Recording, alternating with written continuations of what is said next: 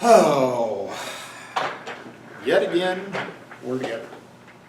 So today's topic, and this is going to be one of the last big things in terms of your skill sets, is this process of dimensional analysis. So there's a couple of things that, from a teaching perspective, why it's hard to teach this. One is that there aren't really numbers involved.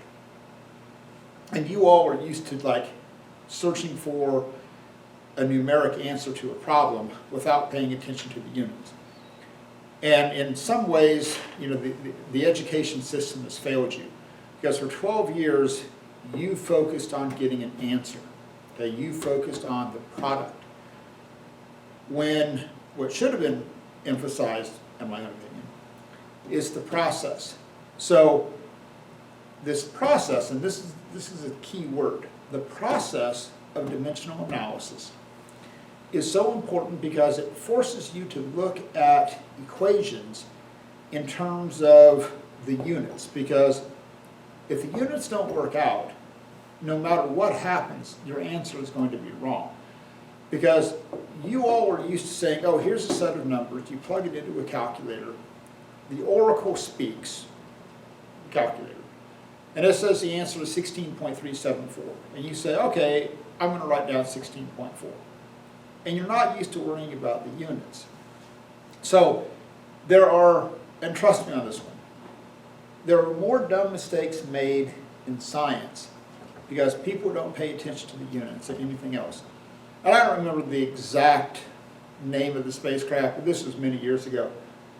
You had two different engineering groups, and they were trying to land, I think they were trying to send this probe to Mars.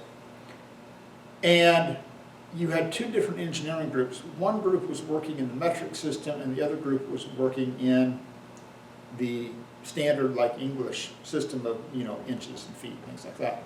Well, they never figured that out because nobody wrote down any units. And so this multi-million-dollar spacecraft crashed into the surface, and later on they got down and said, wow, we feel like idiots, you know. Some of us were working in inches, some of us were working in meters, and now we figured that out. So that's like the classic example. So the other thing that's important in terms of this doing the dimensional analysis is that it will save you, in the long run, making foolish mistakes, and it will allow you to have a deeper understanding of how science works, whether it's chemistry, whether it's physics, anything that involves units. And the sooner you embrace this idea that it's important to pay attention to the process and what we end up with, the better off you're going to be. So if all you're worried about is getting an answer to write down, this class is not going to go well. The sooner you embrace this idea that the units are just as important, if not more important, as the numeric value, the better off you're going to be. So that's my spiel. So it's tough because you're going to have to think, and it's tough because there's no calculators involved. And you're going, oh, seriously, Berkey? Yes, but we'll get there. So let's start with something simple, okay? So let's just say that we wanted to add 5 meters and 2 meters, okay? Simple. We can add this together. We can take 5 meters and add that to 2 meters, and through the miracle of modern math, you all know that we're going to get 7 meters. Now, here's what's important. I can add these because they're the same units. If I took 5 meters and subtracted 2 meters, I could do that. It could be meters per second. It could be newtons. It doesn't make any difference. So the first rule, and this is what's here on this assignment, okay, I've got these set of rules here, is that if you're going to add or subtract anything, they have to have the same units. It's simple, but yet very profound. Now, let's say that you want to take 5 meters per second and add that to 2 meters. Okay, now your calculator, and you would plug that into your calculator, and your calculator would tell you that you would get 7. But here's the problem. What do you do with the units over here? you're trying to add a velocity to a distance. What do you get? You know, meter half seconds, take the average of them and you get meters per half second, okay? No, doesn't work. So the other reality is that if you can add or subtract the same units, you cannot add or subtract unlike units. And again, that's something very simple, but you'd be amazed how many times kids try and do that because they don't pay attention to the units. Okay, so that's addition and subtraction. So where you run into trouble is when you begin to multiply things together. So let's start with something simple. So let's take 3 times 5 meters, okay? So in other words, I've got 3 boards that are each 5 meters long. What's the total length? Oh, okay, that's going to be 15 meters. So if I multiply by a whole number, 3 meters, or if I take 5 meters and divide it by 2 and get 2.5 meters. If I take the sine of 30 degrees times 5 meters and get 2.5 meters, okay? If I take and do pi r squared and go pi times 2 meters squared, and I'm going to get 4 pi meters squared, okay? So here's what all of these have in common. If I multiply or divide or take a trig function or pi or something like that, that doesn't have any units, then I can multiply by something that has units, but then it doesn't change what I get at the end, okay? So multiply by 2, divide by 2, multiply by pi, the cosine of 180 degrees, whatever it is. If something here doesn't have any units, then it doesn't change the units that you get at the end, okay? Simple idea. So, but what if you multiply together 2 things that have units? So let's say that you're going to take 5 seconds and you're going to multiply that by 6 meters per second, okay? So what's going to happen here is that you're going to multiply a time of seconds, okay? You're going to run for 5 seconds. Hold on, drop my pen. I'm back. You're going to run for 5 seconds and you're going to be moving at 6 meters per second. So mathematically, okay, you're going to get an answer of 30. Now we're going to pay attention to what happens to the units. So the easiest way to do this is just pay attention. Don't worry about the numbers for now. We're just going to look at the units. So we're going to take this and we're going to go seconds times meters per second. Initially, when you start this process, I found that it's easier when you're dealing with fractions. If you stack them vertically, that makes life much simpler. Because if you write it as like meters per second, sometimes that's hard to see what's going to cancel out. So when you're dealing with something that has a fraction, here's a general word of advice. It's just easier to see, you're going to make fewer mistakes if you stack these vertically as opposed to writing like meters per second. You don't have to, it's just a word of advice. So what's going to happen here is the seconds are going to cancel out and you're going to get meters. So here's something very profound. If you take time and you multiply that by a velocity, out of that you get a distance. So when you multiply 2 values that don't have the same units, you're going to get something fundamentally different when you get finished, okay? Now, if I had just taken 5 and multiplied that by 6 meters per second, then I'd just get 30 meters per second. But because this is seconds and that's meters per second, then when I get done, I end up with something that's fundamentally different. So, here's what's going to be important. If I multiply velocity by time, I get meters per second times seconds. The seconds cancel out and I get a distance. That's if I multiply a velocity into time. Now, if you're clever, and you all are, and you remember back from what we talked about acceleration in the previous video. And we said acceleration is delta V over time, which is going to be V minus V naught over time. Now, let's say that we took 10 meters per second minus 0, and we divide that by 2 seconds. Now, here's what's different.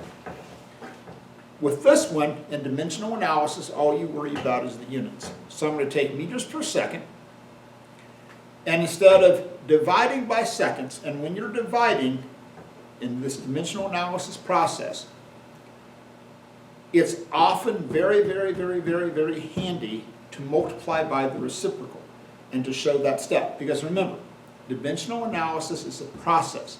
It is not about a magic answer. It is showing what happens with units. So I got meters per second times 1 over seconds, and I'm going to get meters per second squared. Okay? So here's the difference. If I multiply velocity and time, I get meters, which is a distance. If I divide velocity by time, I get an acceleration of meters per second squared. Okay, so that's what, by far and away, these are the two things that where you're going to make the most mistakes. Okay, trust me on this one, and you all sit there right now and you go, "Oh, Mr. Burkamp, we won't do that." You lie. Trust me, I've done this enough. Here's what's going to happen. I'd like to think it doesn't, but it's going to. So, if there's some process that you make sure that you understand, make sure that you understand when you multiply velocity by time, you get a distance. When you divide velocity by time, you get acceleration. Okay, it's one of the most important things. Now, sometimes we're going to square values. Okay, so one of the equations that we're going to use a lot is we're going to have distance equals v squared minus v naught squared over 2a. So this is an equation that we're going to use a lot. This is known as that equation. When we get to that, I'll explain where that came from. So, in this situation, because we're going to be squaring these velocities, and again, I don't know what the numbers are, I don't care what the numbers are. That's not the point of the story. So if I'm just going to put this in, and I'm going to square this velocity, I'm going to have meters per second squared. So that means when I square this, that's like taking meters per second times meters per second, and that's going to get me meters squared over seconds squared. Okay? Cool deal. A lot of times when we calculate gravitational fields, we're going to have like m1 times m2. And again, when you see m's, do not forget this, and this is on this assignment. When you see m's, that's representing mass. Okay? That's representing mass. I don't want this as a distance. If I want a distance, I'm either going to put a d or I'm going to put an x. I might put a y if I'm talking about vertical distance. But listen to me. When you see m's, okay, when you see m's, that's talking about mass. And so in this situation, I'm going to take kilograms times kilograms, and oddly enough, I'm going to get kilograms squared. If it was distance times distance, I would get meters times meters, I would get meters squared. So this, when you're squaring something, you're going to change the exponents of those units because you're multiplying two things together. Okay, so let me kind of get you started on this assignment. So up here at the top, you've got, all you're going to do up here at the top is that you're going to write in the units that we use to express this. So you have distance, oh, that's meters, mass, kilograms, velocity, meters per second, time, seconds, acceleration, meters per second squared. Now, let's talk about the force one. Okay, so I want to make sure everybody's cool with the force one. So on that one where you have force, you have two options. You can go blank or pink. So one option is that you like Isaac Newton. Hey, you love the apple story. It follows on his head. And he realized gravity pulls the apple down. It also makes the moon fall. Whatever you do, don't tell me the Newton apple story and go, oh, Newton invented gravity. Okay? If you think about that, Newton invented gravity. So like gravity didn't exist until an apple fell on his head. It's like, wow, hey, I'm going to invent gravity. No, horrible. So one option is that you can just put a big N, okay, short for newtons, there you go, easy peasy. Sometimes we use that because it's just a little bit simpler. Now, the other one you can do, because remember force equals mass times acceleration, and this is what we talked about yesterday. So you have kilograms times meters per second squared. So here are your two options. On that force one, here at the top, you can put newtons or you can put kilograms meters per second squared. Sometimes it's handy to use newtons, sometimes it's used kilograms meters per second squared. You have to be able to work independently between the two of those values. Okay. Now, down below, you've got, I want to make sure everybody's cool with how this thing is going to start. So down below, like you have VT. We've already talked about that. So what I want on that one, down there on number 1, where I have VT equals blank equals blank. So what you're going to do here, you're going to substitute in the unit. So this is a process, okay? I cannot emphasize this enough. This is a process. And the very first thing you're going to do is you're going to write in the units for that variable. So we're taking velocity times time. So I'm going to come in here and I'm going to write, that kind of flipped out, meters per second times seconds. And again, I stacked these because of the fact that it's easier to see what's happening. So I've got meters per second times seconds. The seconds are going to cancel out. I get meters. So on number 1, this is what I'm looking for. Do not miss number 1. This is the easiest point on the entire assignment. Velocity times time, boom, meters. There you go. That's all you have to do. Now, on the second one down, I've got v squared. Oh, okay, we talked about that. So you're going to come in here and you go meters per second squared, meters squared over second squared. Easy peasy. Now, when you get down to number 4, and I want to make sure everybody's cool with this one because we're going to use this a lot. On number 4, you have AT squared. So you go, oh, that's acceleration. That's meters per second squared. And then I'm going to multiply that by time squared, so that's going to be second squared. Okay? So I've got meters per second squared times second squared. So then those second squared will cancel out. You're left with meters. So here's what's important. Is that when you do this, you get these second squared canceling out. So if I multiply acceleration by time squared, I get a distance. The other way that I can get distance is if I multiply up here velocity by time, I can also get a distance. So there's more than one way to end up with a known value. I can either multiply velocity by time and get a distance, or I can get fancy and multiply acceleration by time squared, and that's also going to get me meters. Okay, so you're going to go ahead and you're going to finish those values, okay? Fill those in. And then you got some simple questions. They're yes-no questions. Will multiplying by a fraction or a whole number change the units, okay? And then will squaring a value change those. Okay.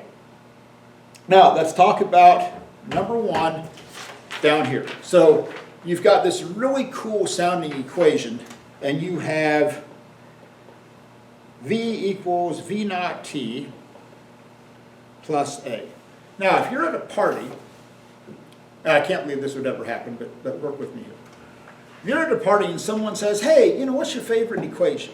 You've taken physics with Burkamp. What's your favorite equation? And you say, let me think on this. Well, I like V naught T plus A. It's kind of got this nice ring to it, right? V equals V naught A, or V naught T plus A. Now, remember, this is our final velocity. Anytime you see something with a naught, that's the initial velocity. And then you have an acceleration. So the only difference between these two is this is the final velocity, and that's the initial velocity. That's the only difference between these two variables.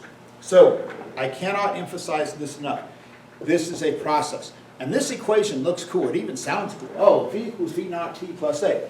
But what we're going to do is we're going to see if it actually works. And again, there's no numbers. There's no calculators involved. Listen to me. Listen to me. Listen to me. This is a process, okay? You're going to substitute in the variables, or excuse me, you're going to substitute in the units for the variables, and you're going to see if it's going to make any difference. So, I'm going to come in here and I'm going to say, okay, this final velocity is going to be in meters per second. This initial velocity is going to be in meters per second. I've got a time that's in seconds, plus an acceleration of meters per second squared. So, that's the first step. Write in the units, okay? This is a process. Here's step number one. Write in the units. Now you can begin to see if things can cancel out. So now I can sit here and go, okay, well, my seconds are going to cancel out. And I get meters per second equals meters plus meters per second squared. Now, at this point, I know this equation isn't valid. Okay, there is no way, in any way, shape, or form, this equation is valid. And here's the reason why. At this point, I know this is a dead end. Because at this point, I know I cannot add a distance to an acceleration and get a velocity out of it. I can't even add these together and get anything out of it, let alone a velocity. So, at this point, even though this equation looks really, really cool, okay, and it sounds cool. Oh, v naught t plus a. Oh, right. Oh, I love that equation too when I was in Burkham's class. No, it's not valid. So what you're trying to do is say, okay, hey, this equation is not valid because of the fact that I cannot add a distance to an acceleration and get a velocity at the end of the day. Okay, now, sometimes what you'll see is something like this. So like on the back side, you might see something like, I don't know, on number 4. You've got v equals the square root of 2ad. Sometimes you'll see this as 2ax. Okay, so let me kind of get you started on this one. On dimensional analysis, I don't care about the numeric value. So when you're doing dimensional analysis, like on number 4, don't even worry about the 2. Mainly because by multiplying by 2, it's not going to change anything in terms of the units. Here's another thing that can happen.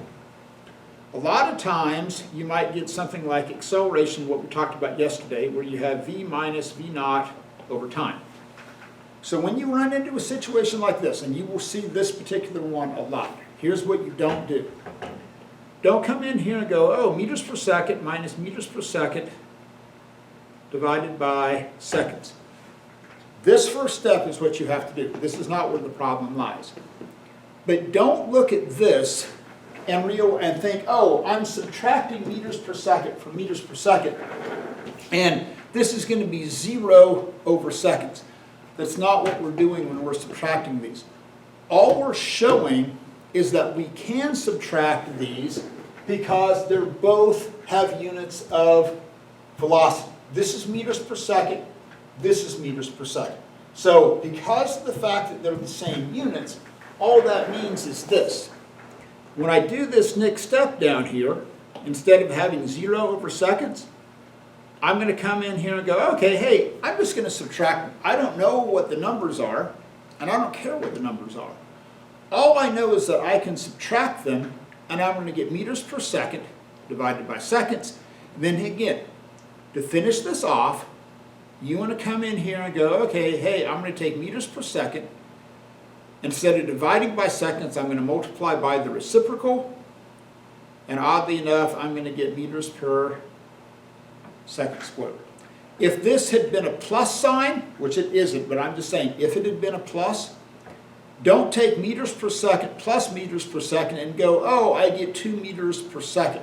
Again, you're not adding variables. You're just trying to see if you can come up with an equation that's valid based upon the units. So if you're adding them, don't go, oh, that's 2. If you're subtracting them, don't go, oh, that's 0. Now, when you get down to number 7, okay, when you get down to number 7, you have time equals mv over force. And we're trying to see if this is going to be valid. With this one, on number 7, listen to me. Even though that's a force, don't do newtons, because you'll never get everything to work out. So on number 7, when you see that force, put that as kilograms meters per second squared. Okay, do not put newtons on number 7. Down there at the bottom, you put kilograms meters per second squared.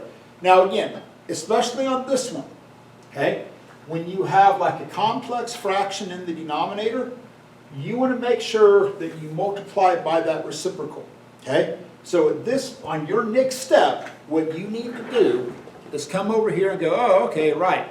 I'm going to multiply that, instead of dividing by kilograms meters per second squared. I have no idea what just happened. Go away.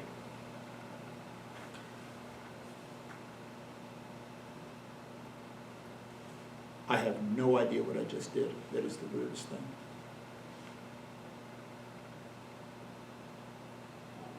Whoa. Okay, I zoomed. That was the problem. I've now unzoomed. So, on your next step, what you want to do, instead of dividing by kilograms meters per second squared, you want to multiply by second squared over kilogram meters. So, when you're dividing by something that's a fraction in that denominator, this is a process, flip it over, multiply by the reciprocal. So if you have seconds, multiply by 1 over seconds. If you're dividing by a velocity, then come over here and then multiply by seconds over meters. Okay? Now, I cannot emphasize this enough. This is a process. So what you're going to do is that you're going to tell me on the back side, are all of those equations valid or not valid? And this is, we are so far away from Christmas and the season of miracles.